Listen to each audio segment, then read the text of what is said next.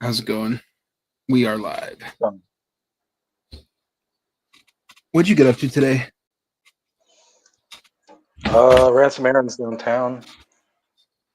Got some dog food. Scanned some artwork.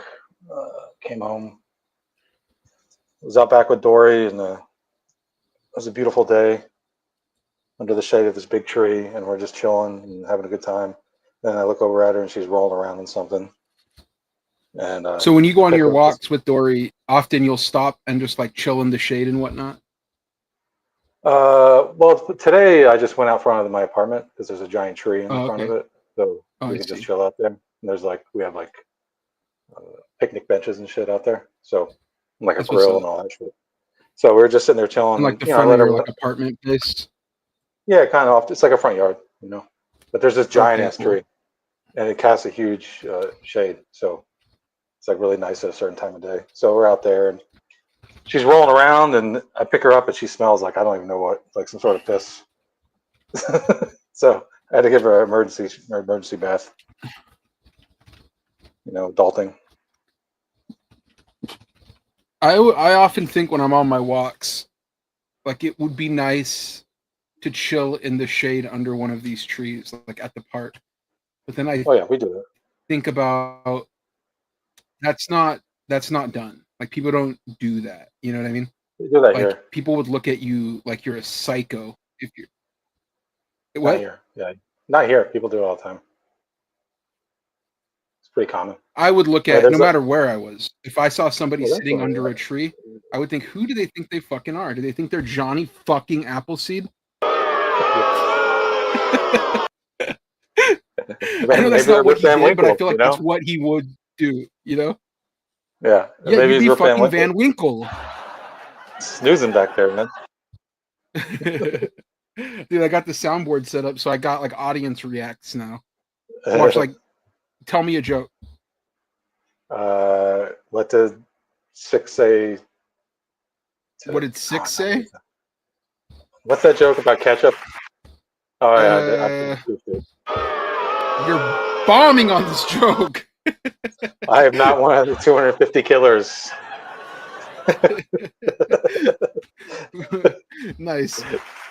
I'm giving you a clap for that one. I get the reference, bro. I need to learn how to which one that, because I'm pressing the wrong ones on accident. Bruh. But Oh yeah, the Pulp Fiction one was Mama Tomato squishes the baby tomato and says ketchup. What's that joke? You approximated didn't hit the it. joke. You got it close enough. I'm giving you a clap for that one. I almost put the link to the actual show out. That's not what I want. I need to get the link for today's episode. But yeah, I feel like, it would be nice to sit under a tree, I fantasize about it a little bit. Maybe when it comes to summer, I'll get into tree sitting mode. But right now, if there's no bench, I'm not sitting in the grass. I refuse to do it. Oh, we sit in the grass out here. There's this down by the river. There's a series of parks and football fields and stuff right on the river. We go down there and there's a bunch of trees, and we'll just sit under the trees. And there's people just reading books, napping on blankets, just chilling. I need a bench. I need something. I need a reason to sit. Yeah, don't you ever just want to lay vertical? I do. That's why I yearn for it. I want to go back to a time when that was okay, but I just don't live in that time. I think you just don't live in my that place. grandpa used to be very chill about that kind of thing. He would always chill out at the park with us. Yeah, that's what we go out to the park to do, but not my moment, not my thing. I think you're just a victim of your environment,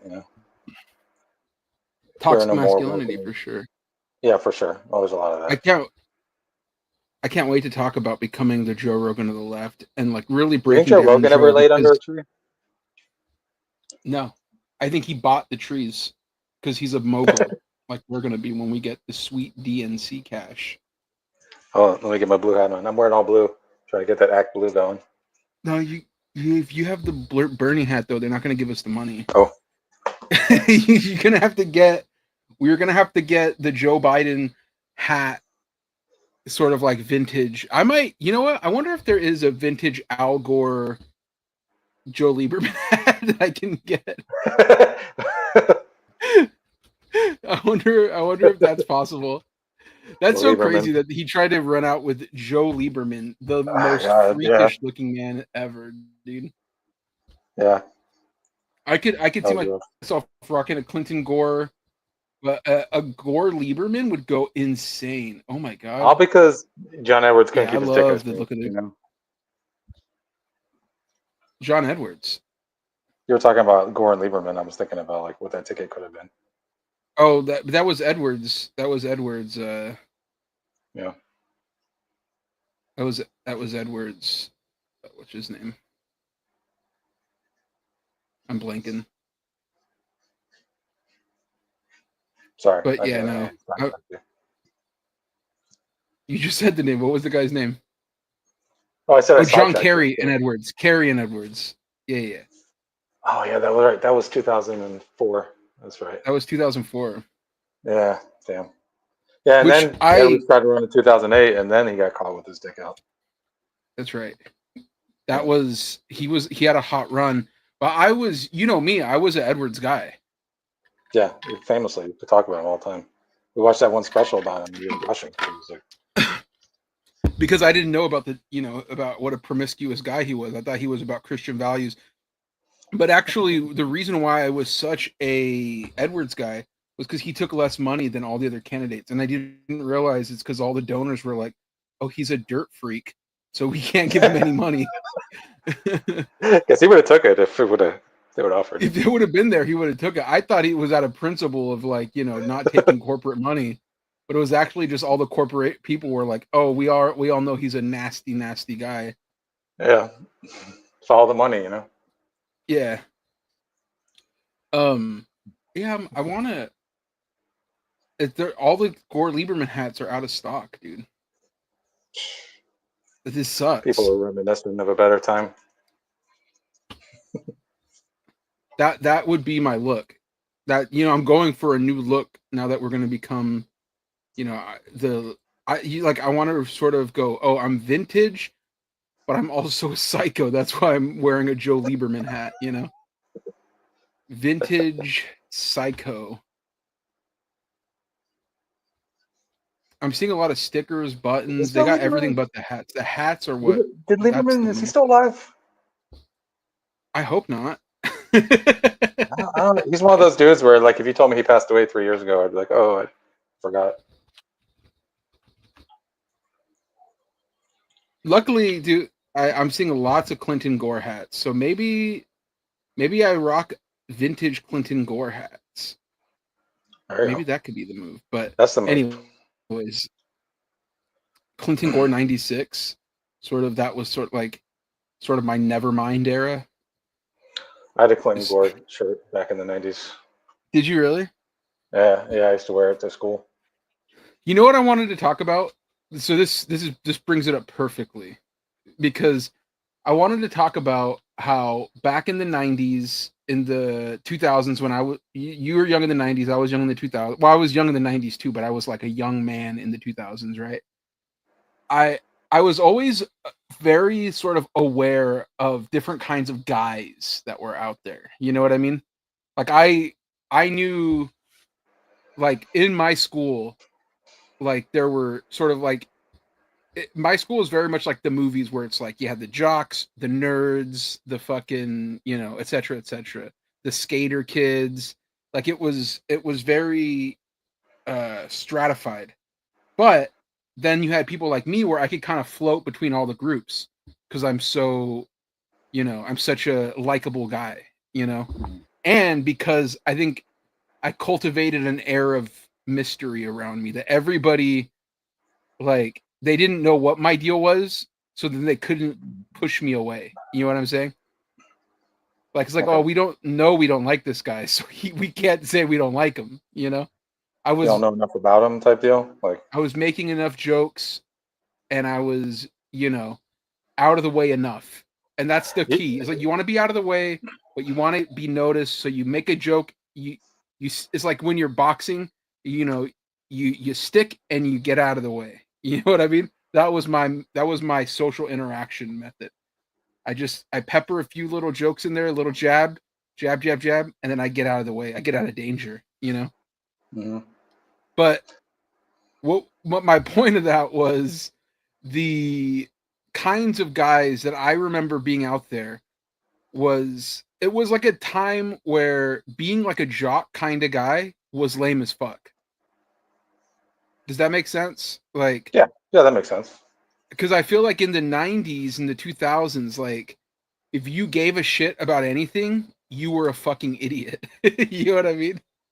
Like, because it was post Nirvana, Nevermind, grunge, that transitions to new metal. We all hate everything. We're full of rage, and we're dressing sort of sloppier. We're sort of got bad posture. If you're trying to do anything hard, you're a fucking cornball, right? So then, if you were like trying to be good at sports, you're a fucking dork loser. You know what I mean? Like, you quit football pretty early, right? Yeah, after my sophomore year. And why was that? I just realized it wasn't my thing. I got hurt, and I just didn't want to do it anymore. It was lame. All the corniest dudes were doing that shit. No, that wasn't it. Really, that wasn't it. Look at the big football players of the day. I think you're kind of speaking for your own experience there. Steve Young. That wasn't. I love my favorite quarterback, nerd, Mormon. You know what I mean?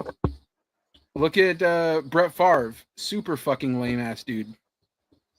You know, there was nobody cool doing sports at that time in America until Allen Iverson. You know what I mean?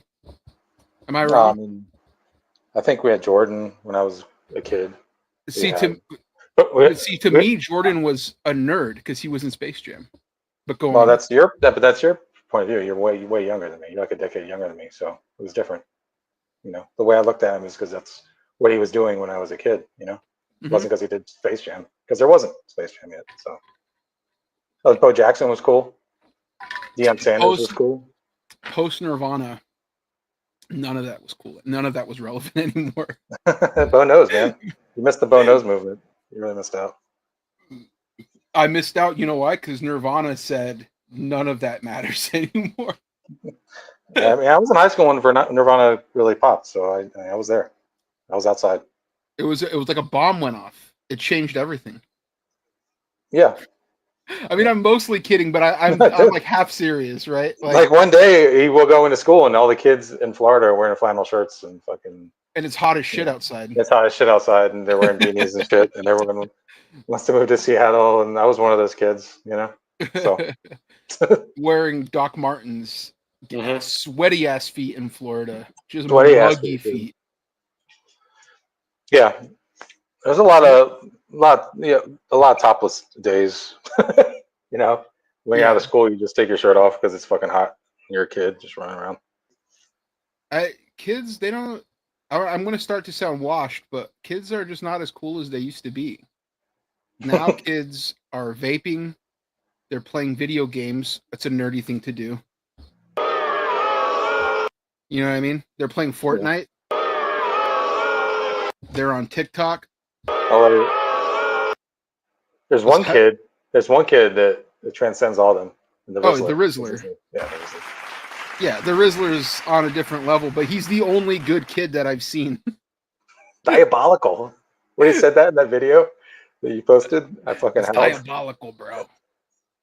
God, I hope that kid ends up okay, man. I don't want to see anything bad happen to him. But you know what was like a real crystallizing moment was, speaking of, I would mention that they're graduating down the street from my house. Like, just tons of people all down the block. I just like walking around with those like capes and gowns and stuff. But what crystallized it was in the 8th grade, we were graduating to go to high school, right? And I remember I'm like doing my own thing. I have got like a small group of friends, and we were just like the kids off to the side talking about wrestling, talking about new metal, talking about cool shit, right? But we were doing our own thing, you know? we were like in my head at the time, I thought we're outsider kids, you know, we're like Kevin Nash and Scott Hall. And this dude comes up to me and he puts his arm around me. And this kid is like, this kid named Andrew. And he was like probably the most athletic kid, the tallest kid, like the kid who had the most sort of aura at the school, you know? And he didn't play any of the sports. He was a surfer. That's cool as shit, right? Because you're like, and he was like a complete fucking dumbass, which is the coolest thing in my era. Like the dumber you were, the cooler you were, because that mean you cared about nothing. You didn't even read books. You couldn't do it, and you didn't care that you couldn't do it, right? And I think he was rich too. Like his family had money, so like he was the man, right? I'm walking, and he comes up. He puts his arm around me as we're like leaving to take the big group picture of our whole 8th grade class. He puts his arm around me, and he's wearing like a puka necklace, long flowy white button-up shirt, no shirt underneath it, a button-up shirt hanging off his shoulders. Puts his arm around me. He's got like a golden sort of brown tan white kid, blonde hair, long, wavy, cool as shit. And he starts going, Ramon, you and I, we're the same. And mind you, I look similar to what I do now, just smaller with less hair on my head, right? And I'm looking at him like, in what way? You know what I mean? And I think what happened was he confused my sort of off-putting demeanor, like my sort of distant, aloof demeanor, with a sort of like an intrigue and a mystique, right? Like I had cultivated it actually, but I didn't realize that because I didn't care. But me not caring is what made me cool. You know what I mean? But I always remember that because I'm like, this guy's the man by all metrics. The chicks loved him, right? He had everything going for him. Now he amounted to nothing in life. Oh yeah. Yeah, he didn't do shit with his life. He tried to start a surf brand and it failed. Oh, man, tough racket to get into. Yeah, especially in Manteca, California. Yeah, that's kind of crazy. You're not on the water or the beach at least. I remember actually senior year, we were in the same like government class or whatever the fuck it would be, social studies. And he came up to me and asked if I would draw a picture for him for our class project. He said he'd pay me $20. I said, what do you need me to draw? And he goes, oh, a pet rock. And I was like, are you dead ass? I was like, you're awesome, Andrew. I don't even care that you're the dumbest person I've ever met. That's cool as shit. And then you became a freelance artist. that was one of my first gigs. That was $20 to draw a pet rocket in the 12th grade or whatever the fuck. Yeah, 12th. Senior year. That was where I started that was where I started my journey. But yeah, no, like there was a certain kind of like sort of mood in the atmosphere, and I think it's always dictated by music and sort of like sports, like the general sort of American culture, right? And back then, the music that was big was like Blink-182, Incubus, Sublime, right? Like things that were a little chill, or on the alternate way, like on the other side, the angriest shit you could listen to, which is what I listened to. I was into new metal, you know, cool shit. Famously. Yeah. I was listening to, we'll talk about it, but I was listening to something on my walk today, and it was so bad. It was so awful. It was so like, it was felt corrupting my soul that I had to put on like Slipknot for the rest of my walk home. Because it was just so brutal, like this fucking music. I mean, yeah. So, but, that got me thinking about like these kinds of guys, you know, they're in the culture. They're very, they're very, trying to think of the right way. There's always like an archetypal guy in American culture. And the last few years, it's really started to take shape. This new kind of guy. And simultaneously, it's become like a big concern for the Democratic Party. Not that this is a politics podcast. We don't talk about politics here.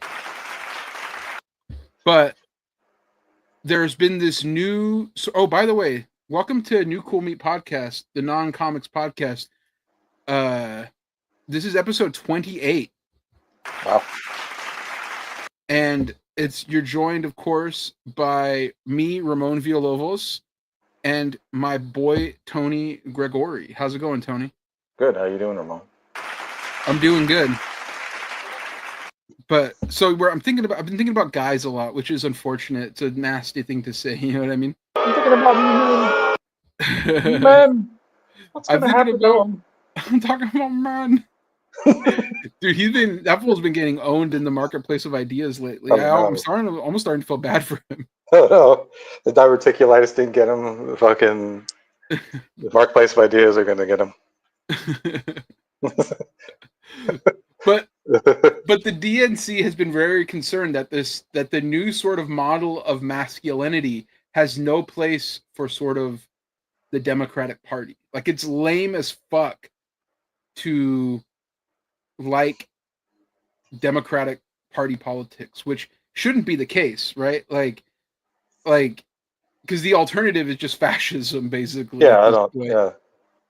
Yeah. So like they've been able to sort of successfully frame it as, if you are into Obama, you know, if you're into Biden, any of these kind of guys, you're a loser, you're soy, you're a cuck, you're a beta, right? But man, those guys are kind of lame. Yeah, for sure. Yeah, you're right about that. They are. But the thing that trips me out, though, is like, if you look at the right wing, you're talking about Trump, you're talking about Ron DeSantis, you're talking about like all these conservative politicians that are also mega pussies. You know what I mean? Yeah. And so like the thing is, like, how have they successfully tricked people into thinking, oh, this is a cool thing to be, like a conservative and not a soy cuck beta, you know, Democrat leftist or whatever the fuck. And the big guy that they always go to is Joe Rogan, right? So did you see this article that came out about how Democrats are dumping money? Like, we kind of knew they were going to, but they're dumping money into finding the next Joe Rogan. Finding the next Hassan is not Hassan. So, you know, we have a podcast. We're 28 episodes deep. We get upwards of dozens of listeners on good days. Why can't it be us? Why not us? You know what I mean? Why not us? We're as good as anybody else. So I figure we're gonna do, like, although it's cool to not care in our generation, this new era of man, it's very cool to care. You know what I mean? It's actually lame if you don't care at this point. What do they care about? That's the thing, is that we have to figure that out. So I'm going deep in the lab, and you're going with me, because we need to get this money together.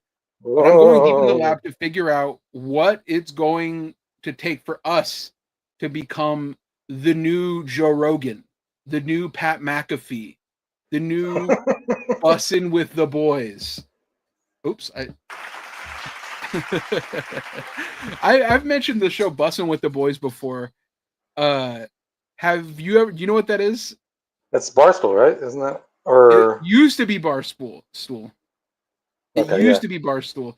So, you know, we'll get into it a little bit, but first I want to get to the Joe Rogan, how Democrats are trying to find, they're looking for us, basically. We're going for a ride. Let me put on my seatbelt. Strap in, baby. So, I mean, it's crazy. Like, listen, mega donors, look no more. We're right here.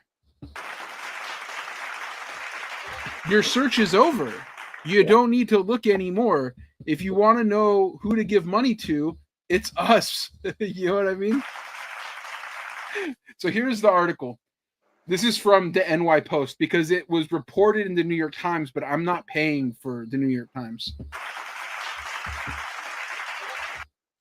So it says here, keep pressing this fucking button on my thing. It's annoying. It says here, Democrats are spending top dollar to find the next Joe Rogan on the left after their 2024 election defeat, according to a new report published Tuesday. This came out like last week, you know, but last week we obviously had bigger fish to fry. It says the quiet effort amounts to an audacious. Liberal strategists are pushing the party's mega donors to spend millions of dollars to develop an army, not just one, by the way. They're looking for multiple guys. We could be like grunts. We could be like. I want to be in first on the Vietnam. Beach. The first people they sent in. Yes, I want to storm Normandy. If you need shrapnel or whatever, what is it, shrapnel? No, cannon fodder. Yeah, I'll be that guy. You know what I mean? What's up? In the movies, when like they're going into Normandy and you just see dudes get wiped away in the background, I'm willing to be that. We're the guys in the first 5 minutes of Private Ryan that just get domed. That's us. I've never seen it, but I've seen Overlord. Same movie. Yeah, good movie. Yeah. They're looking for an army of leaning. That's us. Because the thing is, we're apolitical. We're not politics guys. We're sports guys. Like I said, I wore a Clinton Gore shirt in high school. I tried to vote unsuccessfully for John Edwards in the 2008 election. I might have accidentally voted for Pat Buchanan in the 2000 election in Palm Beach County. You were a hanging Chad. Yes.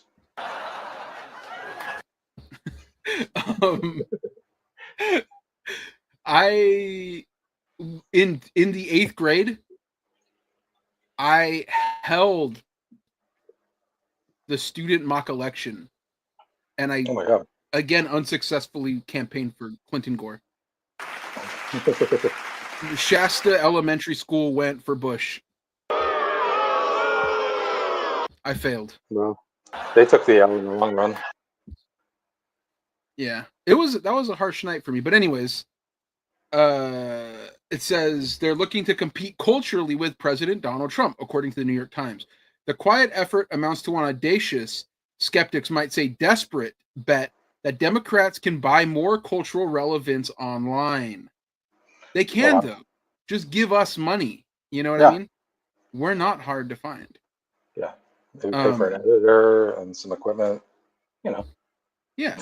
Give us some better money. Well, I don't need a new mic, but you could use a new mic. You can use a better webcam, you know. Yeah.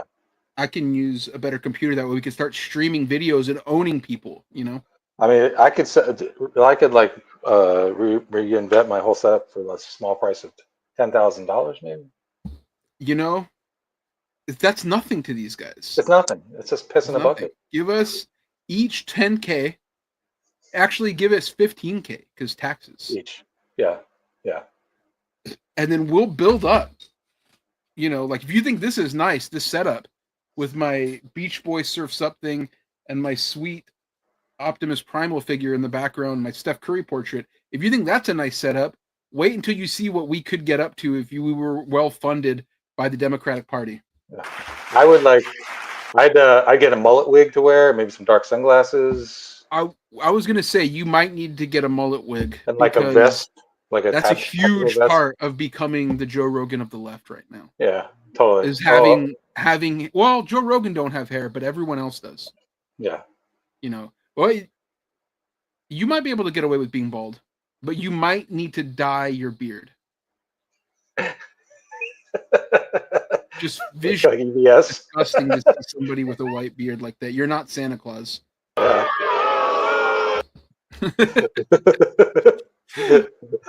That's the saddest sign in a man of my age. When I see a dude with an obviously dyed beard, I just look at him in shame. Would you go salt and pepper for the money?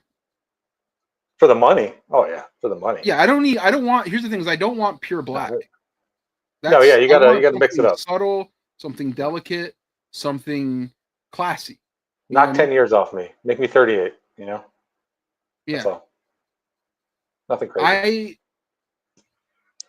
I think that you do that, and I'll get the veneers because if we're modeling ourselves after people in the space, I will become the jelly roll figure. I'm gonna go on my weight loss journey, get veneers, look like a freak. You can also look like a freak, but with the like a more beard. Yeah, and like a maybe Steven Crowder type gun vest, with nothing in it. Go to Turkey, get the new hairline. This is after we make more riches with the $10,000 investment, $20,000 investment. You know what? Let's round it up to an even $30,000 investment. A piece. I was saying total, but you know what? $60K. $60K. It's nothing to you. You have the money.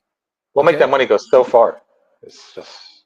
Do you want to win over American men or not? Because we know what it takes. We're studying. You want Mayor Pete to win or not? What? I don't think they do. Okay, so it says, but they're betting the fact that casually right-leaning touchstones like Mr. Rogan's podcast were not built by political donors, and they did not rise overnight, the Times reported. According to the report, a group of liberal operatives met in Washington after the election and decided to come up with a for-profit media company, And Media. It's called And Media. The Achieve Narrative Dominance Media. That is that sounds evil as fuck. Jesus. It sounds so stupid. This is what I'm saying. They need us desperately. But what they're going to do is financially support social media influencers, which is us.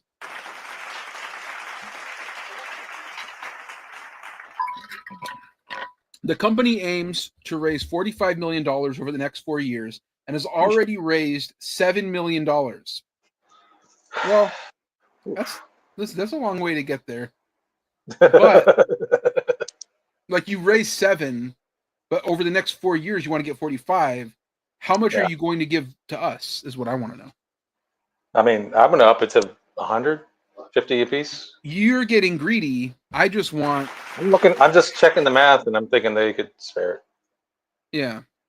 So the company aims to raise 45 mil. They got 7. The business plan, shared with the Times, says that the company will directly fund influencers and help produce their content. We're not taking editorial oversight from you guys. Okay, No, you need us. We don't need you. No notes. We need your money. That would be nice, but we're not looking for is somebody to come in here and start telling me, don't put up Steph Curry. He doesn't test well. Okay. Don't. We know that's not true because his ratings are super high when he's in the finals. So. Q ratings, it's different. People watch him just hoping that he loses. It's too great. It's too great. They're gonna say they're gonna say you need to be more like Jelly Roll. You need face tattoos, and I don't think that you can't make me get a face tattoo that says Kamala Harris 2028. How much would it take? What's the price? Everyone has a price. Everyone does have a price.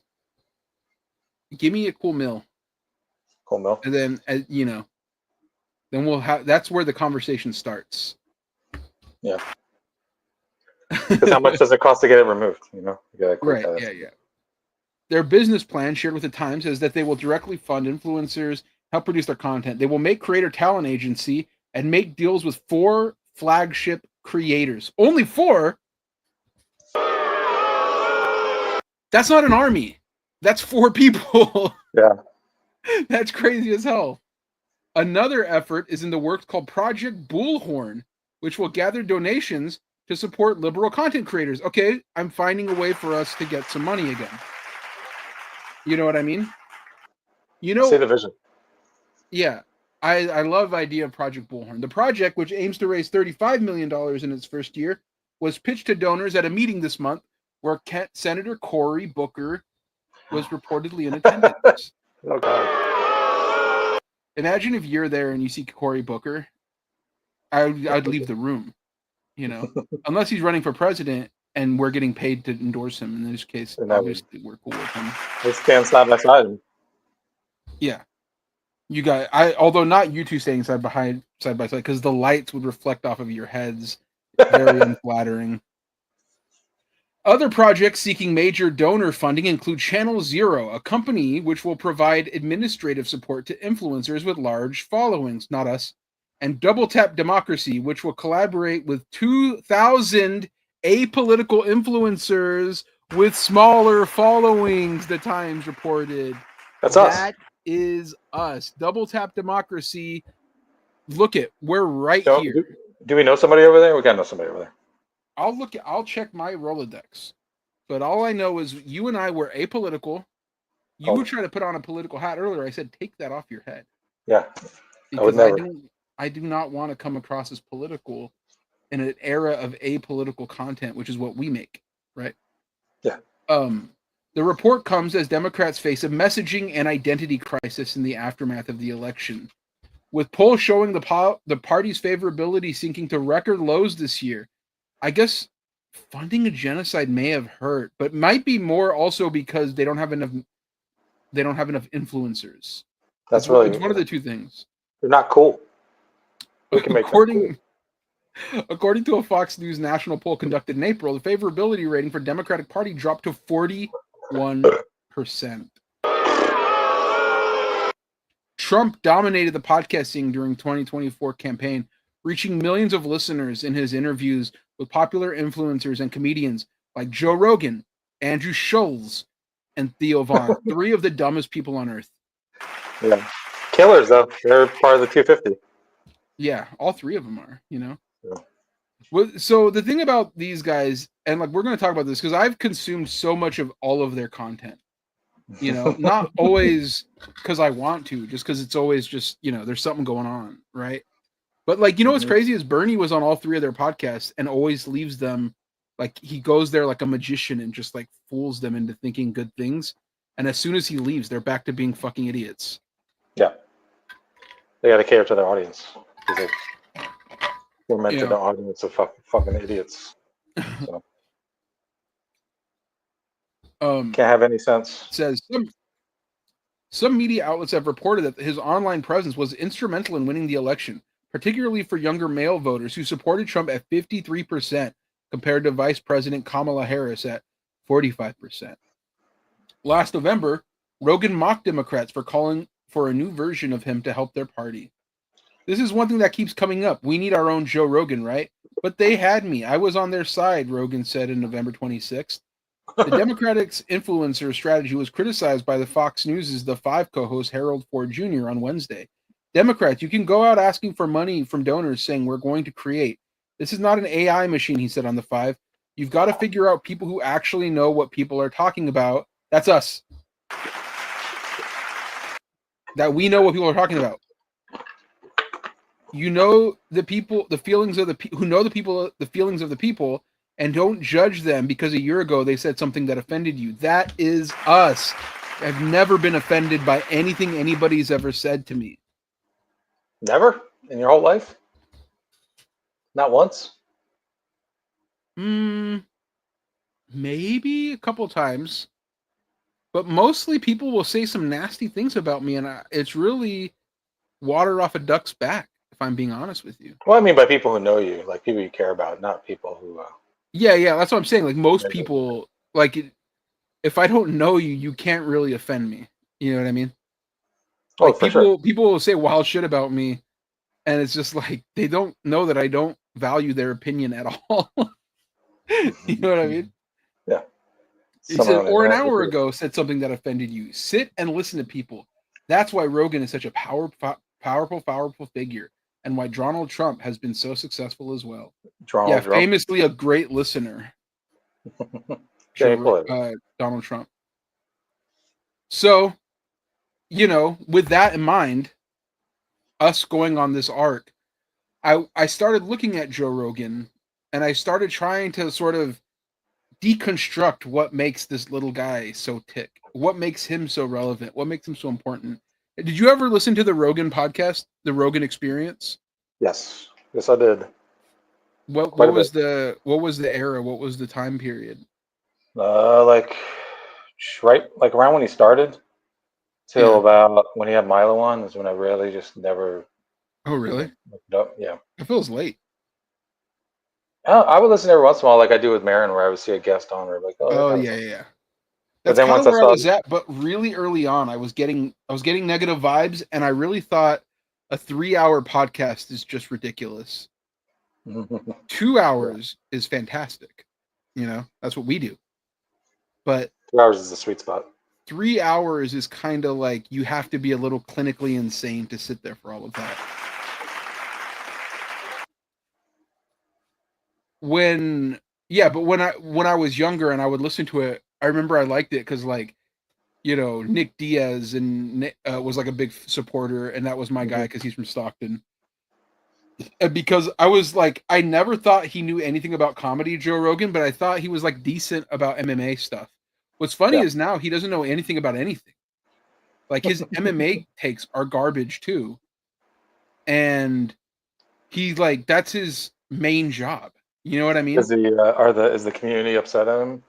I'm sure his like Reddit is full of people just The going Reddit's been idiots. against him, but you know, I think that they are going to be very unhappy with a new development in the Rogan thing.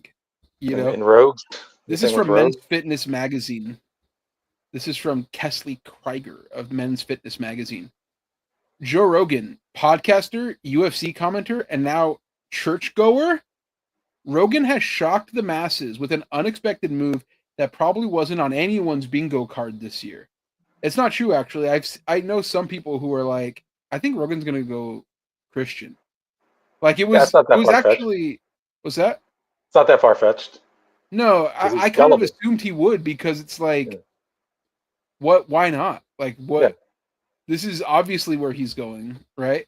he's a gullible idiot. So Well, the thing about Rogan, when I was really dissecting him and trying to figure him out, is like some people think Rogan dictates the culture around him when it's not the case. Rogan is the most malleable guy. yeah, Rogan is a complete weird little beta guy, you know, hmm which is perfect for the moment because I need to talk about the pussification of men today. Not men on the left, men on the right. You know what I mean? Because Talk to me. we'll circle back to this article, but one of the things that gets me is that Bussin' with the Boys podcast. I see these guys everywhere. Are you familiar with that I've seen show? them. Yeah, I've seen they're them. I've just seen like, some clips. it's impossible to not see them. They are industry plant podcasters, I think. So I I think they were listen on to. with. I think they were on with Stavi the other day on his show. Were they for real? I think so. I That's think so that's what those funny. guys were. Mustafi is becoming the Joe Rogan of the left. I'm not surprised by that.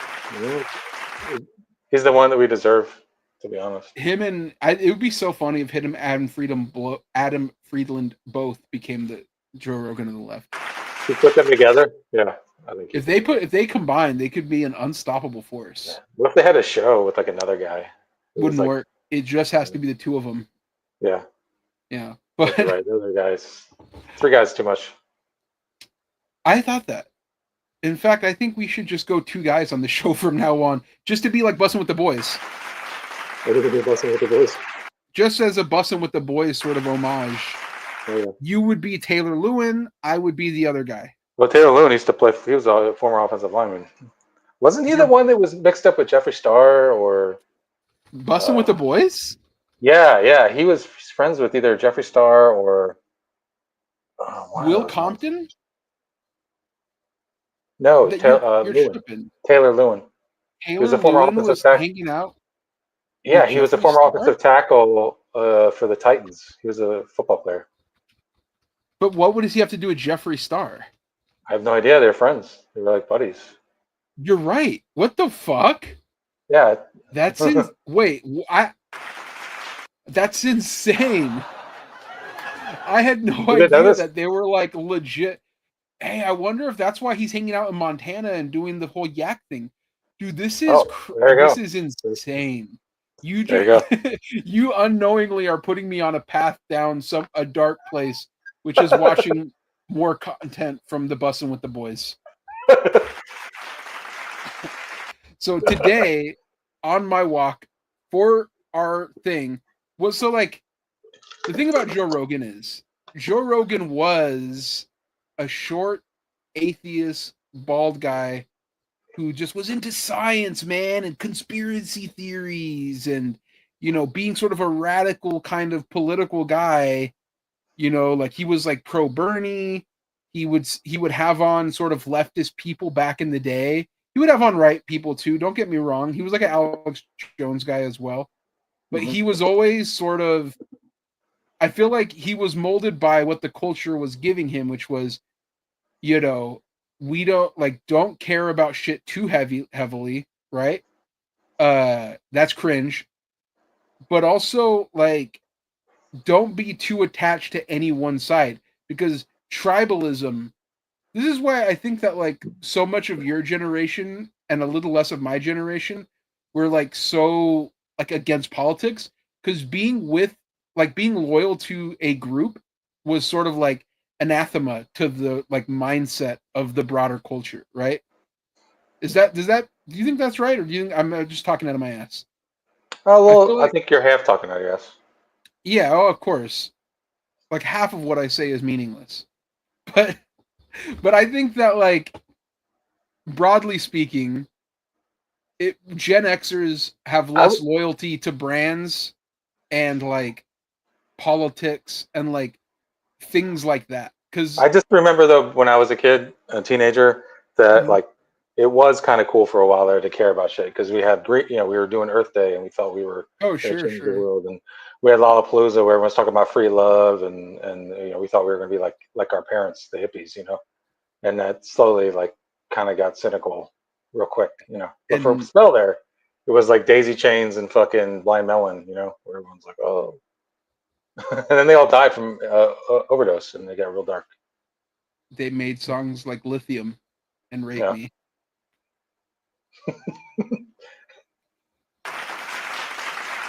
and then he killed R.I.P. himself. R.I.P. Allegedly. Yeah.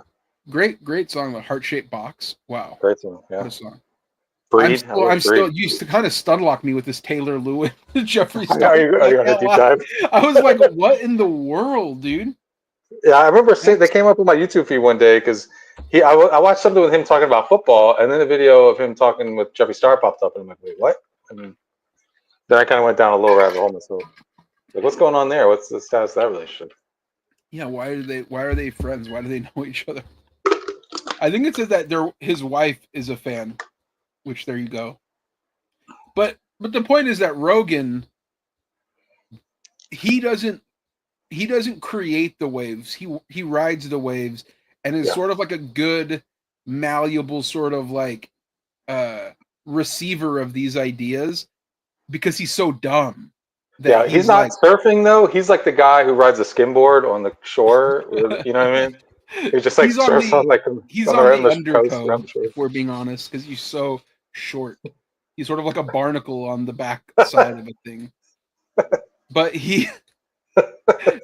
I think that like Rogan, like when there became the rise of this other thing, which is like Pat McAfee and the Bussin' with the Boys, and this sort of new kind of jock that is like wears hats that say the boys on it and listens to country music, the worst music ever made, not like real country music, Yeah, but like horrible new pop country music. like Jelly So Roll. the Jelly Roll, our beloved Jelly Roll. Can we give a round of applause for Jelly Roll? I didn't think so. but yeah, like there are these guys that have sort of rose into prominence sort of on the like on the outside of what Rogan was doing, but then if you see their audience crossover, they all cross into one another. Like Andrew Schultz is on the Bussin' with the Boys podcast. Jelly Roll is a friend of everybody in this scene. They all love Tony Hinchcliffe. You know, That's embarrassing. they all like it's there. there's this whole world, this whole ecosystem.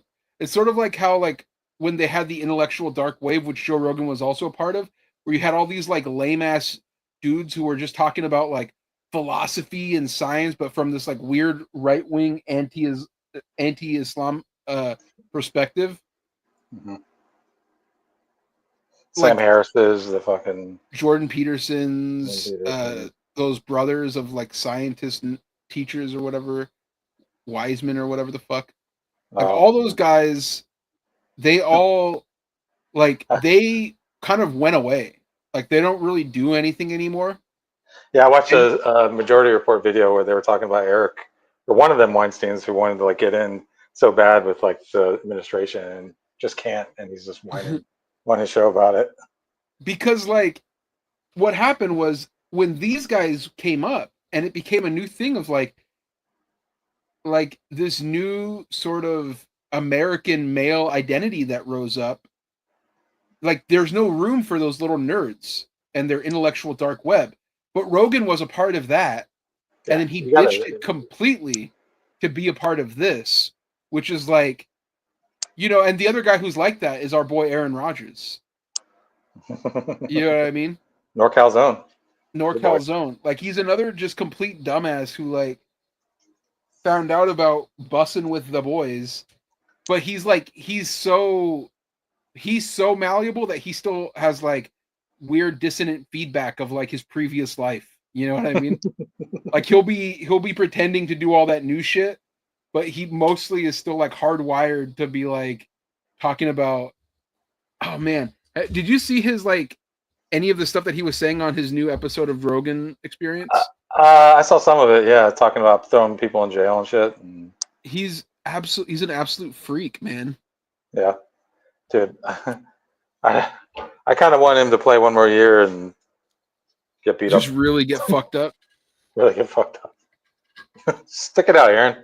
I think that's part of why he's going to come back to play is because he's looking at his post NFL career. And as much as he's trying to act like he's all cool with it, he's probably like, "Damn, I'm really paying myself into a corner of being this fuckhead." And when I don't have football anymore, I'm going to have as being a fuckhead. The thing is, there's a big marketplace for it, but the problem is you have to be likable, and his own Exactly. family hates him. So Yeah. like, the only reason like McAfee humors him is because like he's a relevant big name player, right? But that goes away, and all of that goes away, and he could see that. He's not. I think he's like he's smart enough to know you're right that like his time is like coming to an end. Yeah. But this Bussin' with the Boys, I listened to some of their podcasts today. I listened to a random episode with Jelly Roll on it. Our boy. Yeah, so like for those of you who don't know, Jelly Roll is this new guy. Well, he's been around for a minute. He got it out the mud, but he is this. He ended fentanyl. He is this. If you don't know who Jelly Roll is, he's this sort of overweight country singer who's lost a lot of weight. He claims to have lost 200 pounds now. I don't believe that. And he looks like he lost a bunch of weight, but he kind of looks like Ozempic'd out, you know? Mm-hmm. And what is this? Show comments on the stage. Oh, no. So he looks kind of Ozempic'd out. Like he looks like he's shrinking at like a normally fast rate, but he's like not like he just looks odd, right? He just looks like he kind of looks like a school mascot of like a Viking or something. Like he's like got like a big fake head. He's gonna be like in the center court of a high school gym. Yeah. Like a logo. Well, no, he like those how people would have mascot costumes of like. Oh yeah. He's like running around. Yeah. Like he looks like that.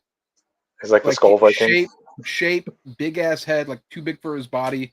He just looks like a weird guy, and like that's what happens when sometimes people take this Ozempic and they lose weight too fast. Like their body shrinks at like a crazy rate, you know. Yeah, and those teeth, I know he's proud of those teeth, but those teeth make it even worse because they're so like. And here's the thing: is I'm a big guy, I'm on a weight loss journey similar to what's his face, the Jelly Roll. But what's funny is like I would never say that I'm on a weight loss journey because that's fucking cringe. But on this Bussin' with the Boys episode, the title is Jelly Roll comes on to talk about his weight loss journey. What the fuck is that? So I listened to this episode because I want to know what his journey was. Now, you and I, we watched an episode of Jimmy Kimmel last night with Jelly Roll, and he was saying that he lost all this weight by going on walks and eating protein, which is what I do. But I think if that is what's happening, they probably have him hooked up to like a hamster wheel. You know what I mean? Like he literally can't get off the wheel. And like to eat, he has to eat like a hamster would. Like he has to nibble on one of those little things, and it like, you know, pops out little pellets of chicken or something. Like I don't. He's as so his recording rich. hits. He's so rich that it could happen. You know. Yeah. They like screw in his teeth and they let him just go to work gnawing at little chicken piece nibbles, and then he gets back on the wheel. They probably whip him. You know. But he got it out the mud. He was like a Houston, or no, he's from Nashville or Tennessee or something. And he was like a rapper. He was like a big white rapper with cornrows, which is insane. And he went by the name Jelly Roll. And at some point, he popped off because people love the idea of a big fat guy who sang and rapped country music, you know. And he might be the leader of this culture, which is hilarious because he seems like a complete moron. Like he went and testified in front of Congress about fentanyl and told the senators like nobody's doing anything about this, and they're like, literally, we are. That's why you're here. Like we're holding a hearing to talk about fentanyl, and you're up here telling us that we don't know about this. We do know. That's literally why you're here. Like we didn't ask you here to talk about just whatever's on your mind. We asked you to talk about fentanyl. Well, you know, fentanyl's over. We don't hear about it anymore. So, and that's why, because Jelly Roll, he did his thing. He got rid of fentanyl. Fenty problems are gone. They're gone. It was Jelly Roll and the tariff. You know, that just really fixed everything. You say Jelly Roll and the tariffs? Yeah. Oh yeah. That's crazy that they said that he can't do them anymore. And then today today the appeals court said, oh, he could do some of them. Sure, the market loved all that. I'm sure I'm sure they're going nuts. But yeah, so like, it's funny because they're like, I think the DNC is so stupid. They're like, what we need is a Joe Rogan of the right or of the left. What they need is a Bussin' with the Boys of the left, which is us. Yeah. Now, you know why I hate Bussin' with the Boys the most, right? No. You don't know why? I feel like this is why I always bring them up. Because my whole fucking team, they all want to be a bunch of Bussin' with the Boys. Oh, yeah, okay. My entire 49ers team are a bunch of fucking Bussin' with the Boys groupies. If you don't win the Super Bowl this year, if you don't win the Super Bowl this year, it's going to be because of Bussin' with the Boys. No other reason. Well, I think there's a few reasons why we won't win a Super Bowl this year. But primarily will be because they're not locked in. They're all Bussin' with the Boys. It's crazy though. It's like there's a certain look for these guys too. Like to go with the look, you kind of want to have a little bit of a beard. You kind of want to have a mullet. Oh my God, Para says they don't want it enough. They want to be Bussin' with the Boys, and to get on Bussin' with the Boys, you kind of want to be off during the playoff season. That's the best time to be on Bussin' with the Boys. Can you be a boy if you're bald? Is there bald Bussin' boys? It's rare. No. I think now all of these guys. Here's the thing: is when I'm talking about the pussification of the boys, this is exactly what I'm talking about. Their hair is so luxurious. They all have like insane grooming habits that is crazy, and then they all have like tight pants. Like you know, baggy pants are kind of in right now, but all the Bussin' with the Boys guys, they didn't get the memo. They all got tight pants and big goofy ass like Nike sneakers, either Jordans 1s or like dunks, you know, they Yeah. all have the same exact fit, and then like a shirt that's like bigger than the pants, and it's like an oldish looking shirt, but it'll say like, you know, it'll say like a sports team on it, or you know, it'll have like a singer or something, and it'll look like it'll look stupid. It's like you just go to Zoomies, look at the shirts there. It's like, oh, that's the shirt, right? But it's like it's an interesting thing to see this sort of rise up, and like they are the funnel to the Joe Rogan shit. It's not the other way around, right? It's not like Rogan is the central figure.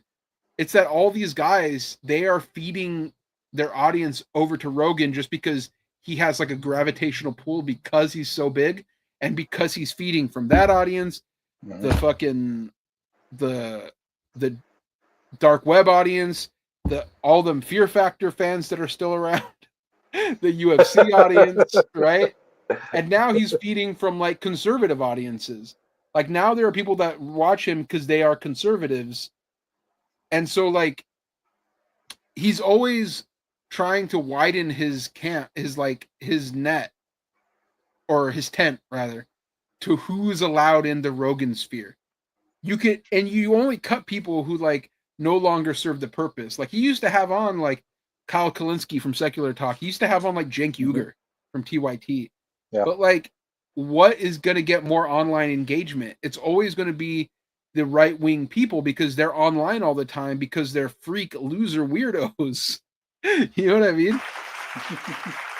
This is like what we talk about sometimes of like the difference between a UFC fan and a WWE fan is like it's the difference between a guy who actually like listens to Joe Rogan, watches Pat McAfee's show, cares about like the online presence of like these guys, and like a WWE fan who like has heard Pat McAfee on Raw, likes him because he's funny on Raw, but mostly are at work raising kids, right? Joe Rogan people are like guys who are like bad fathers. You know what I mean? WWE fans are like, oh, they're good parents, and maybe like too good of parents. You know, maybe they are too involved in their kids' lives, which is, you know, but I'm not going to judge them as harshly. They look forward to like taking their kid to school in the morning. So how the other day. They love it. They love going, you know, like Taylor, I got a new brand of granola you should try out. What? I got a Plezzy. You want a Plezzy? You know what I mean? This kind of weirdo shit, you know? How much of that have you watched? What? Oh, of what? Bussin' with the Boys? I listened to half the episode. Wow. And when I say that, it's 3 hours long, by the way. Ooh, would want to listen to it. 3 hours. I listened to it at 2x speed when I was walking. And here's the thing. There's so many fucking ads on this show. It's insane, dude. Dude, that's like the WWE, man. It's like the same audience. No, the Bussin' with the Boys is a different audience. I just got done saying that. But just American culture in general is very big on ads. No, but the Bussin' with the Boys, they'll go to Raw and they get no reaction from the crowd. Oh, really? They get no reaction? I've seen it happen because like it was like post-Mania. They were at Raw and I was like, oh, there's the Bussin' with the Boys. You know, I see they got Bert Kreischer there a lot. People had no idea who they were. That's embarrassing. Did you see that they got Bert Kreischer, your boy Bert Kreischer, out there all the time now? Oh, at Raw?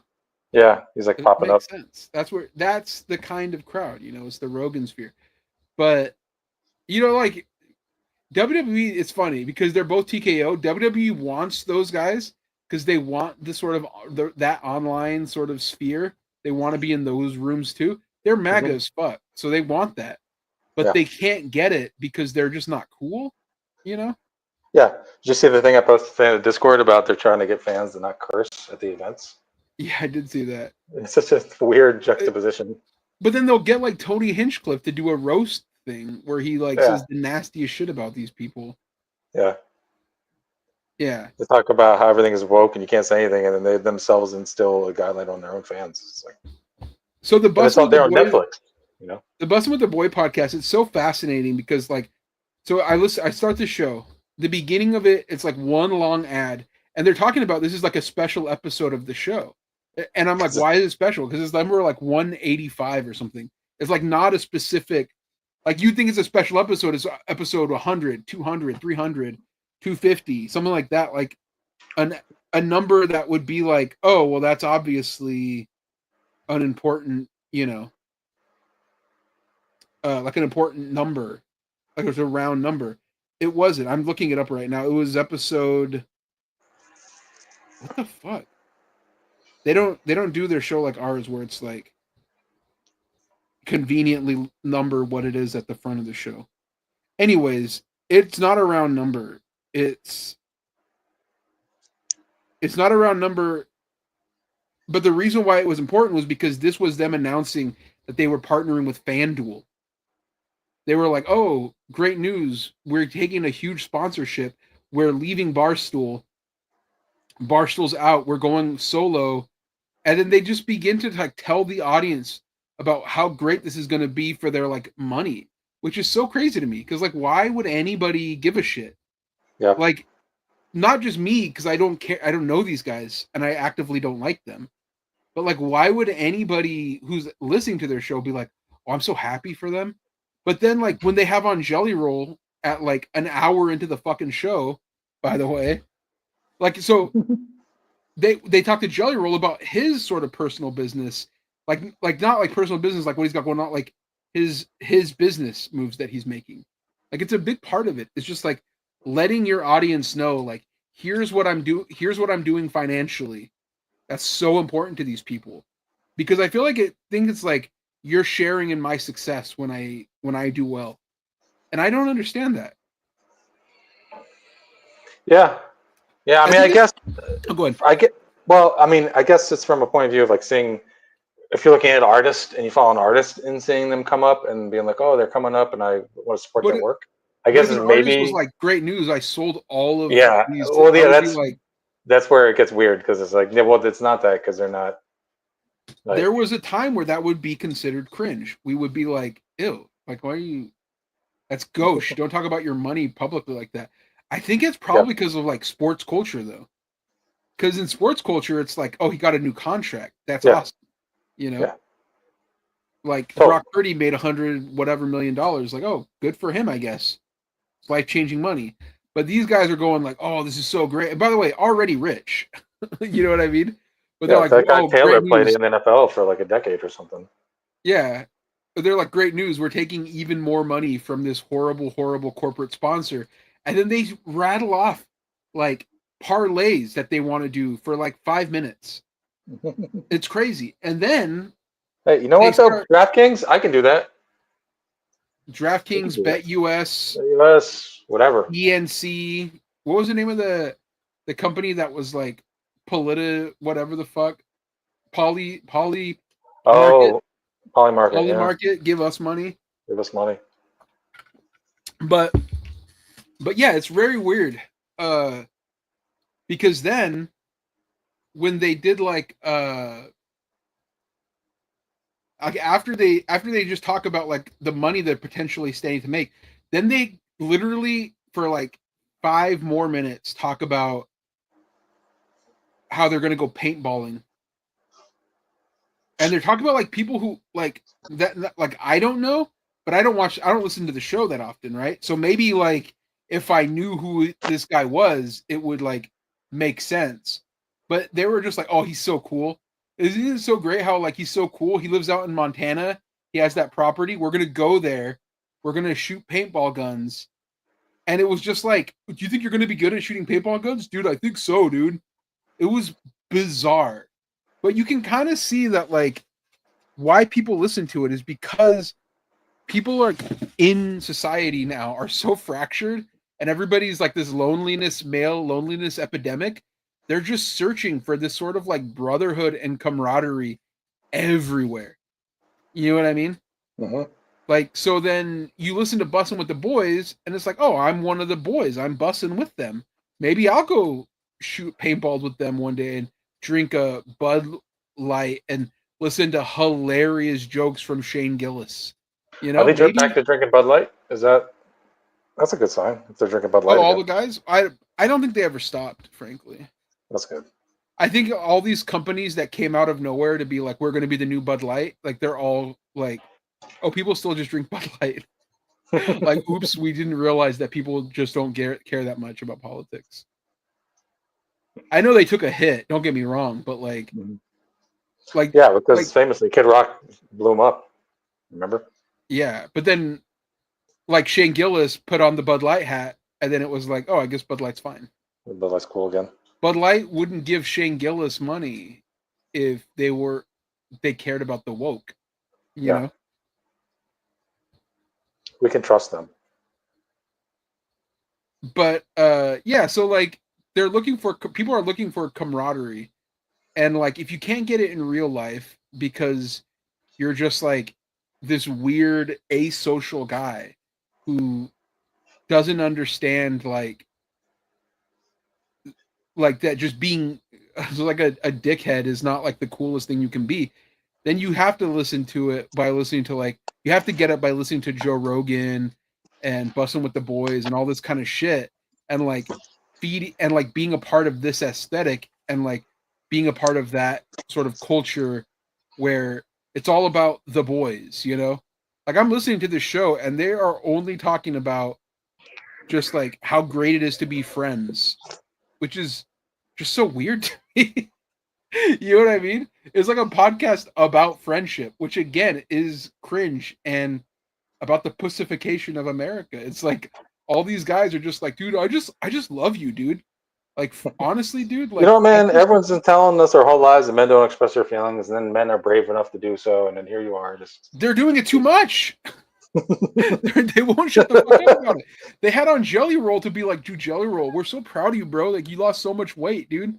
And he's just like, That's yeah, beautiful. bro, like it's so awesome.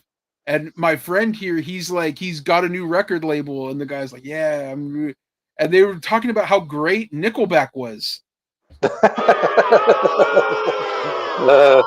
It's like because the producer of Nickelback also produced Florida Georgia Line, who also produced Hardy, by the way. Our boy, Middle Fingers to the Last Sky. name Got a lot further than I thought it would, dude. It's crazy that they're glazing up Hardy and Nickelback in the same sentence. Because like I guess the Nickelback kind of guys, like those level of idiots, never went anywhere. Yeah, they were always here, and that's just where they are now. The butt rack guys. I remember I worked in a bar in South Florida, and one of the guys who worked there, I won't say his name, but he was in a band, and it was called, and he's a Republican guy, and his band was named Neocon. This is like in 2004, right? And he was riding that Bush wave hard, and then when everyone started hating on Bush, that band broke up like immediately, and they became like some libertarian, like offset thing. Yeah. That band's name, 3 Doors Down. But yeah, the Bussin' with the Boys podcast, they did that, like they did this awful like interview with Jelly Roll, and that's when I was like, let me listen to Jelly Roll's music, because they kept talking about like, oh dude, these new songs though that this guy wrote for me, they're so good. And like one of them had come out, so I put it on and it was just god awful. And then but it didn't have our girl Jess Murph on it, that's why.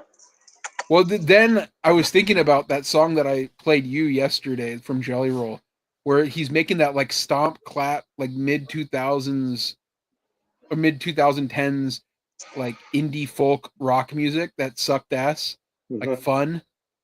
And I cannot believe that like right now, the most dominant culture in America is just combining all of the worst elements of everything. And like and people are like, this is so great. Not like normal people, but like these guys who are like have the president's ear. You know what I mean? Yeah, people who should not be talking to anyone in any position of power. Yeah. But the Bussin' with the Boys guys, they probably were at the inauguration, I bet. I wouldn't doubt it. I wouldn't put it past them. Would you pass up an invite? With the Boys? Yeah, I do, right? He did do it. There you have it. See, this is what I'm saying, bro. I didn't even know, but of course, the Bussin' with the Boys Kamala, had a come on Trump our interview. show. Kamala, she missed the opportunity. Well, we didn't have the show during the election. But she could have came on it and we could have gave her a bump. New cool Dude, meatball. this Taylor Lewin guy looks like a pure psycho. Well, you're really spiraling on this guy, huh? You're fixated. That Jeffree Star really well, chatted your brain. Well, I just saw this I just saw this vision of him. I'm gonna post it here. Or I'm gonna share it. Look at his face, dude. This is a thumbnail they chose. This is a thumbnail they chose themselves. Like nobody picked this. You know what I mean? And this guy met Trump with a girl dad hat on. That's crazy. By the way, I think he's bald. So there you go. Oh, there you go. But look at this guy. Look at his demented face. He looks worse than Yeah. Trump. Yeah, he looks like a fucking psycho freak, dude. He looks like the real life Dr. Disrespect. Like that's the guy. And you know what? I'm sure the doc was friends with this guy too. Oh, I wouldn't doubt it. Yeah. Was he ever a Niner? I mean, you know how he was with those Niners. No, showing up, no footballs. Look at here they are. Here they are with Trump again. This was, taking the hot photo. But see, I think if you ask me who had more of an impact on the election between these guys and Rogan, I'm saying these guys every day. Because Rogan is like guys. The Bussin' guys are more important in culture than Rogan, and I think they're gaining on him. Like in terms of like popularity. I think I read that they were like the number 4 podcast in America. Like the it was no longer Midas Touch guys, by the way. Oh, who took over? Bussin'? It's this other woman who's doing a true crime podcast about P. Diddy. Oh yeah, well there you go. That'll pass though. Our boys in my ass will be back up. Yeah, I saw that Diddy and Rogan and Aaron Rodgers were like, isn't it weird how like the Johnny Depp trial and the P. Diddy trial, like one of them was televised and the other one wasn't? And it's like, that's not weird. One of them was a civil trial and one of them is a federal crime. Yeah, you can't have cameras in the federal courtroom. It's so. That's why they have sketch artists, you dipshit. But they were both like, oh yeah, what are they trying to hide? This is. I like the Spooktober sweater on that guy. Like that's a real Bussin' with the Boys type sweater. Yeah, I bet he loves fucking. What's the drink in fall everyone gets? The lattes. The pumpkin latte. He seems like a pumpkin latte type guy. Pumpkin PSL. This is crazy. I still can't believe this. Jason Kelce has confirmed what? Why is Kelce involved? You know what? The DNC needs to get the Kelce brothers on whatever type of shit these guys are on. Like, just be like, listen, we love you guys. One of you guys is Mr. Vax. The other one is a girl dad. Yeah. We need you to beef with the Bussin' with the Boys and beat them in a fight. I don't want them to just like beef. I want them to physically annihilate the Bussin' with the Boys guys. And you know how I feel about the Kelces. I'm not a huge fan. The enemy of my enemy is my friend. So I need allies in this moment. And the Bussin' with the Boys guys, look at Kelce. He's dominant. He's taking up this entire bus. Wait, what is this? Bill Maher mocks Travis Kelce. For what? I hate that Bill Maher makes me want to like Travis Kelce just because I hate Bill Maher so much. But look at how he's alphaing out on this bus, dude. Like, you go into the bus and you're like, I'm wearing shorts shorter than everybody, and I'm man spreading all over this place. I'm letting out my dick juices, and I'm filling up your bus with my must, That's That's an alpha dog mentality, and I love Yeah. It's like, this is where Taylor Swift sits, and he just opens his legs. that. But so Joe Rogan, by the way, is now a churchgoer. Amen. Amen, brother. So it says Rogan has shocked the masses with an unexpected move that probably wasn't on anyone's bingo card this year. By the way, I'm done with the bingo card this year shit. I never Yeah, who want to has bingo hear, cards? oh, that wasn't on my bingo card this year. Nobody has a bingo card. Nobody plays bingo. You know what I mean?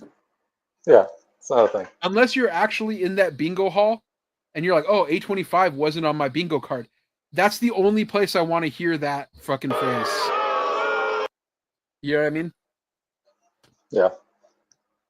Says Rogan has openly expressed his criticism of religion and previously revealed that he identifies as an atheist, shaped by negative experiences during his Catholic school upbringing. Okay, that means he's not a dog like me, because I didn't go to Catholic school. I'm not a nerd. I'm not a weirdo. But I grew up Catholic, and I wasn't traumatized by it. You know what I mean?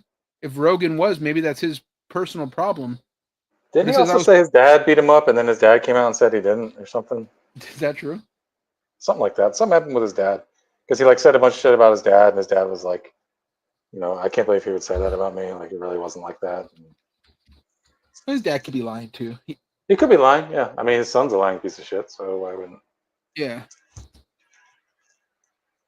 The funny thing about that is I remember listening to Rogan back in the day, and he would talk about religion, and he would talk about the Dead Sea Scrolls and how John Marco Allegro, who was one of the scholars who deciphered and interpreted and translated them to say that he came out of it thinking that the story of Jesus was a myth to cover the idea of magic mushrooms, right? And Joe Rogan used to talk about this nonstop on his show about, Jesus is just a mushroom, man. It's just a mushroom. Now he says Jesus makes the most sense. He, in fact, said it makes more sense than the Big Bang Theory. I like him. I like the idea that Jesus was a mushroom better, to be honest. That seems funner. You're right, by the way. Joe Rogan's dad was like, this dude's a weirdo. He said that the money went to Joe's head. Caught the vapors. And he said some other shit to him too. So you're right. His dad threatened legal action against him too. Oh wow! Because he was talking shit about how his dad did all this and that. Yeah, that's sad. So he said religion is bullshit. Rogan said in a previous podcast episode. But recently he had on a guy named Wesley Huff, a religious scholar, who says that Rogan has been attending services on a consistent basis. Huff mentioned on the Living Waters podcast that he has kept in touch with Rogan since their 3-hour interview, during which they took a deep dive into Christianity and the Bible. Rogan and I have had on and off communication since then. I can tell you for a fact he is attending a church, and that has been a consistent thing, so things are happening. But then previously on a different episode, he was talking to another guy, and it was a guy named Cody Tucker, where he said, wouldn't it be crazy if there wasn't something at one time? Rogan asked. That seems even crazier than if there has always been something. I couldn't be nothing and then all of a sudden everything. Rogan paraphrased a quote from late ethnobotanist and mystic Terence McKenna, who said that the difference between science and religion is that science only asks you to believe in one miracle, the Big Bang. It's a great line because it really is true, he continued. People will be incredulous about the resurrection of Jesus Christ, but yet they're convinced an entire universe was smaller than the head of a pin, and for no reason than anybody's ever been adequately explained to me, instantaneously became everything. I'm sticking with Jesus on that one, Rogan said. Jesus makes more sense, he added, as he and Tucker discussed stories of people who allegedly died and came back to life. Later on the podcast, they revisited the topic while discussing archaeological finds and if they corroborated stories from ancient cultures, such as accounts of a worldwide flood. I think when you apply that all to other stories too, you should probably assume it wasn't fiction, Rogan said about the notion of a great flood. It might not be accurate because of people, but it probably it's probably the echoes of a real story. You and I both saw Vince McMahon rise from the dead. Remember, they blew up his limo, and then he like showed up. True. That was on TV. That was cool as shit. Yeah. Then Benoit died, and then they were like, "Oh no, that storyline that's not happening." Imagine if they figured all these things thousands and thousands of years ago. Then you have a flood that impacts society, has to rebuild, and then you're telling these stories over and over all the time. That would kind of account for a lot of things. And one of them would be that God created the universe in 6 days. He continued. I love how he's like, yeah, like this is how like it all works. If you think about it, if you're a complete idiot, then it makes a lot of sense that all this stuff really happened, but people just like said it wrong. But in the thing, they're like, oh, God talked to me. Like, it's gonna be really funny when Rogan like is just like, yeah, you know what, like, because he's on this path, right? But when he's just going like, yeah, it makes more sense that like all these Bible stories are like half true, whatever. But then when he meets like real religious people who are like, no, God told me this, you know? Which, by the way, I don't care if people say that. Like, I think I'm not a straight atheist. You know what I mean? And I never was. Yeah. Or no, not true. I was in like the 10th, 11th, 12th grade. Like, I think everyone who comes to that at some point. Well, not everyone, but a lot of people have the atheist phase where you're hardcore. Like, yeah, there's nothing. We're just dust when we die. There's no reason for any of this, and da da da. And I've been there, but also I'm not there right now. So, what is your like spirituality level now? Like on a 1 to 7. No. Like, what are your thoughts? Tell me all your thoughts on God. Jesus Christ. Counting blue cars. I like it. I know. I'll keep it short. The George Carlin bit about the big electron that always kind of resonated with me. You know, the idea that there's no God. It's just like a giant electron in the center of everything, and everything radiates out of it. You know, and we're just a manifestation of that in some way, and we're here for a reason. But I don't know what it is. You know. Like, yeah. See, I mean, like, I'm similar, where like I'm not like. I believe that we are all on this like sort of cosmic vibrational frequency. Like, that's what the universe is. It's like just cosmic radiation waves going crazy, right? And we are blessed enough to be able to experience this reality, right? But like, we experience it in a very specific way that humans do. And there are things that are happening outside of our comprehension of how those cosmic waves are radiating. And I think that's just like when you go to like a concert or you go to a sports game and things like you can feel this sort of communal energy when everybody's sort of cosmic waves are in sync. I mean, yeah, the brain is full of electricity, right? So like if there are a bunch of brains together, you know, you're all connected. But when like people are all on that wave together and they experience that and they feel like that's God, and you can feel that at church, you can feel that sort of in like at like funerals, at weddings, like you can feel like, oh, God is here with us. Yeah, right? When Let the Bodies Hit the Floor drop the other night in Anarchy at the Arena, I felt God. I felt it. There's powerful things that make people feel like there's a higher presence that's combining everything. And I feel like if people choose to define that as God, that's great for them, you know? Or if I they think the want problem to for me is just it, when it becomes dogmatic, when you tell me you know what it is and what it isn't, and that's when it's an issue, because it's like, well, then you're just kind of being schizophrenic. It's like, my issue is when like people use it to be like, oh, well, like this is against certain types of people. You know what I mean? Yeah. Like that's like, it's like you said, dogmatic, but like, there's no certainty. You can't have certainty of like being a shithead. Yeah, you're just trying to control people, you know, because of something going on inside of you, the individual, you know, some insecurity or whatever, you know. So yeah, but like, I mean, you can't have certainty. We're all in the same position, you know. So anyone who says they know the answer is lying. So that's the way I feel like it's just the most evolved take to be like, I don't know, I don't care, but I fuck with the vibes. You know what I mean? Yeah, I mean, what does that have to do with the price of eggs? You know, like there's that, but it's like, yeah, I definitely feel like when you say like everything happens for a reason, it's like, well, why are there genocides and why are there plagues? And it's like, I Oh, don't I fucking didn't know. say everything happens for a reason. I thought you said that. Yeah, I kind of said that, and that's like where I kind of like doesn't really make sense. Where when I think about that, it's like, yeah, there might not be a reason. I don't know, but I'm not smart enough to figure it out. Like, or I'm not Yeah. enlightened enough to know the difference. Like, why is there genocide and why are like babies? You know, it's like, Yeah. No, I feel like there is no reason for the way things happen. I feel like it is just sort of like a beautiful chaos that we're experiencing it. yeah, But pain and suffering is also as equal of a result of that chaos. yeah. You know That's what like I mean? Catholic. That's like Catholic. Yeah, is that Catholicism? I agree to an extent. Yeah, the suffering is part of it because we all suffer. Our loved ones Yeah. suffer at some point in our life. So it's all. I guess it's all about how you deal with suffering, and how you let Some that people shape who choose to you are as a listen person. to Bussin' with the Boys. But like yeah, but it's funny though cuz like Rogan, to get back to the subject here, I feel like having this kind of conversation with Rogan and just mixing in like a little bit of drugs and like that was his podcast for so long, right? Like that was what they talked about. And now it's just this like fundamentalist weirdo shit That's all the crazy. time. Does he have like And like preachers on now and stuff? Is he like? well he has on like theologians or like Bible scholars, you know what I mean?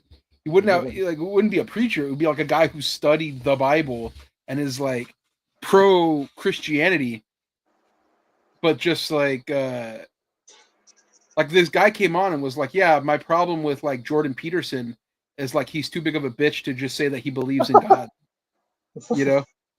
Like he won't be like, yeah, God is real, because like Jordan Peterson had the old sort of like pipeline to this take, which is like all of this stuff is valid and good, but it's also like an archetype. Like Jesus did, it may not have been real, but it doesn't matter because all the stuff that he said is like this archetypal truth of humanity, which I don't really believe, but that was the Jordan Peterson take. And this guy was like, just say you're a Christian then, you know?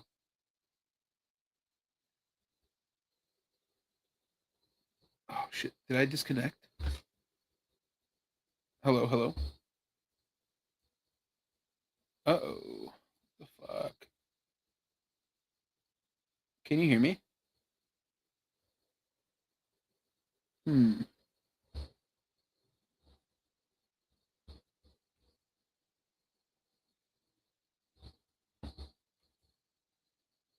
What is going on? Tony? Am I disconnected or are you disconnected?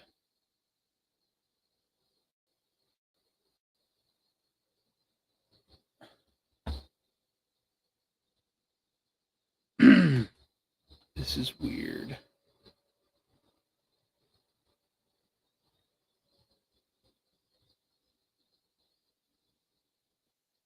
Oh yeah, you're gone.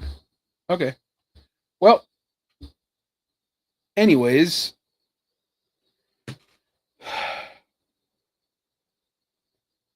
so if you're listening or watching this after the fact, Tony disconnected in the middle of our conversation.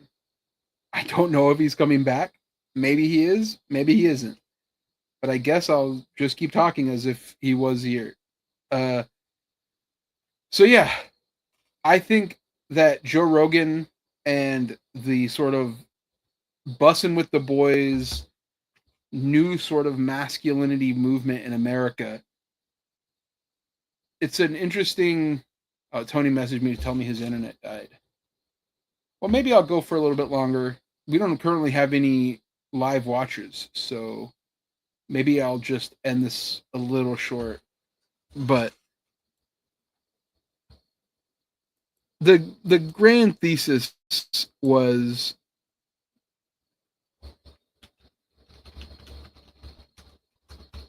one second, if anybody's watching.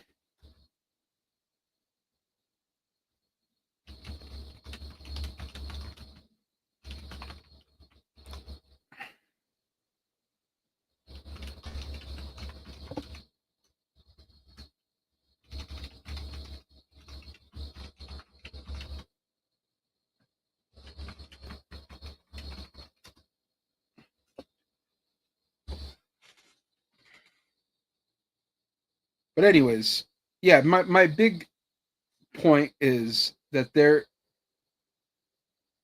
in the absence of sort of a positive,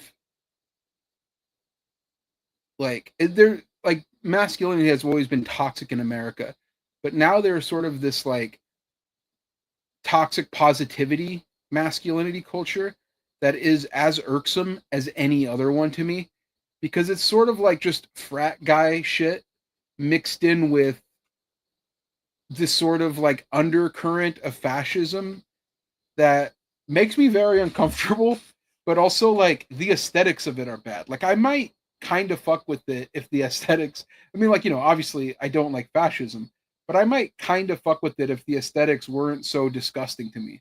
Oh shit, Tony's back. Sorry about Hey, that. welcome back. Oh, that's all good.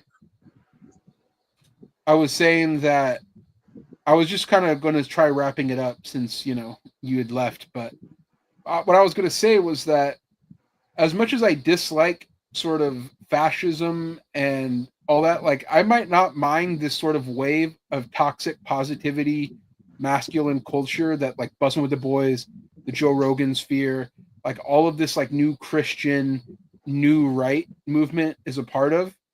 If the aesthetics weren't so dog shit, like it's on top of everything else, they just look stupid and their music is bad, Yeah, that's the problem. It's not cool.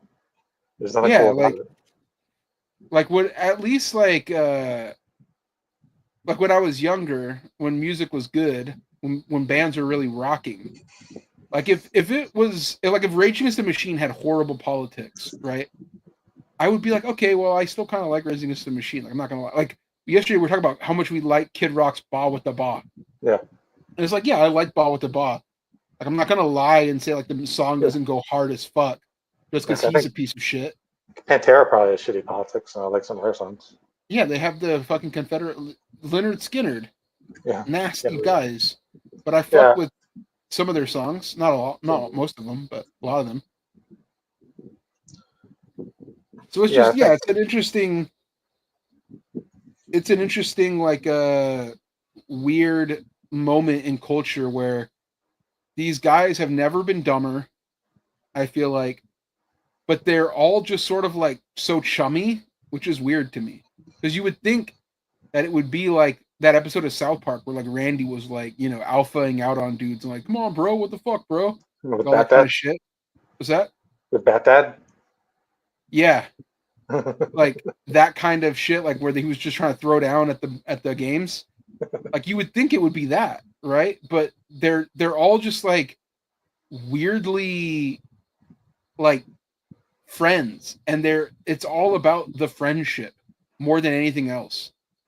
And like, they have wives, but it's just like all that kind of like, oh man, my fucking wife, bro. Oh, I know, bro. Like it's just that sort of like on the show, they none of them brought up having any sort of significant others. It was all about paintballing, hanging out with Jelly Roll and his producer friend, who both also look weird and didn't talk about what they had going on with their personal lives. It was just like busting with the boys, you know? But I do think that's a valid way to funnel people into your political project. Like it makes sense if you think about what the right needs, which is like to keep people from achieving class solidarity by just being like manufacturing the idea of that kind of brotherhood in places where you can't, where there's no tangible benefits of it, Yeah, they're trying to fake the vibes. Yeah, and they've successfully faked the Yeah. vibes, and it's all for sale, which is just American They shit. have commodified the vibes. They opened that show up by doing USA chants, by the way. Oh God. Yeah. Next Yes. episode, we talked about this. We want to do, speaking of all these guys, we want to do a tier list ranking our favorite MAGA celebrities and least favorite. Mm-hmm. So, I'm Non-politicians like Kid yeah, Rock, for example. it's Taylor Lewin from Taylor Bussin' with the Lewin, yeah, Boys. Bussin' with the He'll be Boys. on there. Jeffree Star. Yeah, from Bussin' with the Boys. Yep. From Bussin' with the Boys fame, Jeffree Star. You want to hear some random news stories? Yeah, let's go. Let her rip. Okay. An American tourist climbs over the fence at the Colosseum and impales himself on the spike. Oh, yeah. An American tourist's visit to the Colosseum in Rome took a turn for the terrifying after the man impaled himself on a fence and was left dangling and screaming in pain, while other visitors looked on in horror, according to the Italian news outlets. The gruesome incident took place around 5 p.m. on Friday when the 47-year-old American attempted to climb over the fence in the Piazza del Colosseo, presumably to get a closer look at the historic Roman amphitheater. The man fell and was skewered by sharp metal bars of the fence. He began screaming and... That probably hasn't happened in like thousands of years. Apparently he survived. What? Yeah. But he was like screaming and bleeding everywhere. The ambulance rushed to the scene. They found him. They gave him a sedative and tightly bandaged him. He got 80 stitches to close the wound. It was terrible, a tourist told the newspaper in Italian. I saw the man impaled on a railing. He couldn't free himself. In 2015, 2 California women ages 21 and 25 were arrested on suspicion of carving the letters J and N onto the brick wall inside the Colosseum and then posing for selfies with their handiwork. And then in 2021, 2 American men, busting with the boys, 24 and 25, were fined $900 each for breaking into the Colosseum before dawn to drink beers inside. Not sending their best. Americans should not go to the Colosseum. Yeah, stay out of Italy in general. Yeah. Even if we have pizza here. What are you going there for? Yeah, what are you doing? I'm Italian. I'm not even going over there. Why are you going over there? Speaking of dumb tourists, 2 Belgian teenagers were found with 5,000 ants in Kenya and given a $7,700 fine or a 1-year prison sentence. Like someone's mother's sister? 2 Belgian teenagers found with 5,000 ants in Kenya were given a choice of paying a fine of $7,700 or serving 12 months in prison, the minimum penalty for the offense for violating wildlife conservation laws. Authorities said the ants were destined for Europe and Asian markets in an emerging trend of trafficking lesser-known wildlife species. Belgian nationals Lornoy David and Sepa Lodiwicz, both 19 years old, were arrested on April 5th with 5,000 ants at the guest house in Nakura County, which is a home to various national parks. That's a lot of money for ants, dude. Yeah. That's not worth it. They should see all the ants that I'm actively killing out here, dude. They're all over the place. Dude, ant killing technology has gotten so crazy that like now it used to be you'd have to get raid, spray them down. You'd have to like kill the ants. Now you put a little bait, they eat poison, take it back to their nest, and do like a little mini Holocaust to the anthill. It's insane that we've figured this out. It's basically what they did to the Native Americans with those fucking blankets. If you think about it, but for ants. I've been watching a lot of those beehive removals. Oh yeah, people are removing like bee nests. It's pretty cool. It's cool how chill they are for the most part. Like people just know what they're doing, just can like touch them and grab them, and they don't fuck with them unless they're like really aggressive because the queen's like a schizo. But for the most part, they're chill. Here's another story here. Neighbors say an uninvited guest is causing chaos on their street in Cape Coral, Florida. You know where that is? No. A Muscovy duck has not been a very friendly visitor, with neighbors saying it chased and has bitten people, even sending one to the hospital. I had my eyes closed, and all of a sudden I felt a jab on my hand, and it was bleeding, neighbor James Sepulveda said. Wildlife officials said the duck is protected by federal law and can be removed, but only by humane methods. Mm-hmm. That's crazy that the duck has more rights than Mexicans over there. Yeah, this is just south of Tampa. So you can deport random human beings, but you can't get rid of a duck. Tell me how that's fair. It's really not. They value ducks more than anything. Yeah. They try to get those ducks in a row, you know.